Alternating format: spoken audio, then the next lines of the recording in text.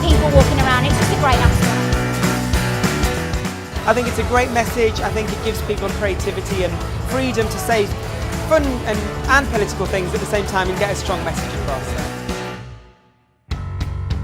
Going to my first Pride quite a few years ago, it was a very different experience. And when I first saw the parade, I was amazed at the energy and the scale of it, but I was also equally slightly dismayed by how little of the London media really seemed to engage with it outside of the gay community. We knew going into this year that we needed to raise the bar. What was brilliant about the FreedomTo campaign was the way that it caught everybody's imaginations. We wanted to create a theme that enabled people to celebrate and campaign. And so FreedomTo enabled people to celebrate the freedom to one, freedom to marry, freedom to be a family, but also campaign, so the freedom to be free of bullying. I think FreedomTo is a stroke of genius because it allows people to express whatever they want using that hashtag. The way in which it was done, and you could contribute your own thing as well. You didn't have to do it through proper channels. You could just literally just take a picture of yourself, whatever the board was, and it gave people a lot more freedom to talk about what Pride actually means to them. It allowed anybody, whoever they are, whether they're part of the LGBT community or not, to be a part of Pride. Pride gets criticised for being not political, not enough of a party, too much of a party. FreedomTo allowed you to put forward your own view of Pride and make Pride whatever you wanted it to be.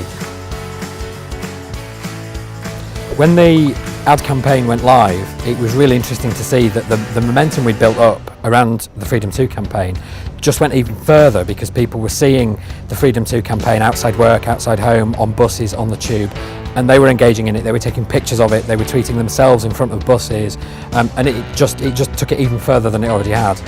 To be able to show that theme on digital escalator panels and cross-track projection on London buses took it to a whole new level.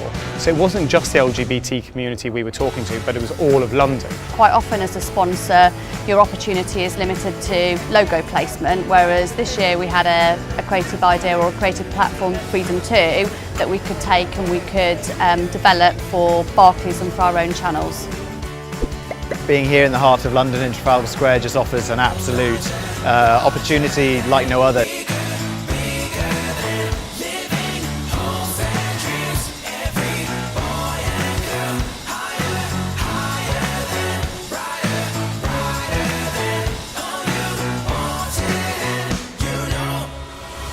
CNET enabled people participating at the event to film content and actually have that content shown as part of the Pride in London advertising campaign.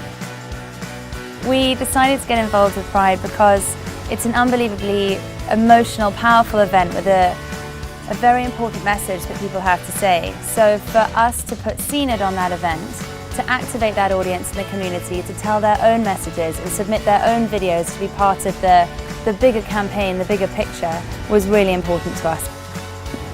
The videos are then distributed not only on the screens in Trafalgar Square, but throughout London Underground, on the TV, bus and online and social media. Our Twitter followers doubled in the 6 weeks leading up to Pride. On Pride Day itself, we had something in the region of 60 million impressions. We had 2.5 million reach on Facebook on Pride Day, or around Pride. So it was exponential compared to last year.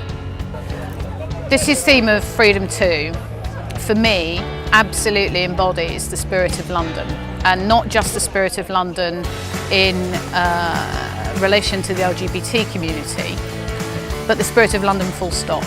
There are a number of firsts for Pride. The first would be the ad campaign. This is the first time an ad campaign has ever been held by Pride. And there's a first in terms of sponsors. This is the first time that Pride has ever attracted this number of sponsors on this calibre and this level. It is about freedom.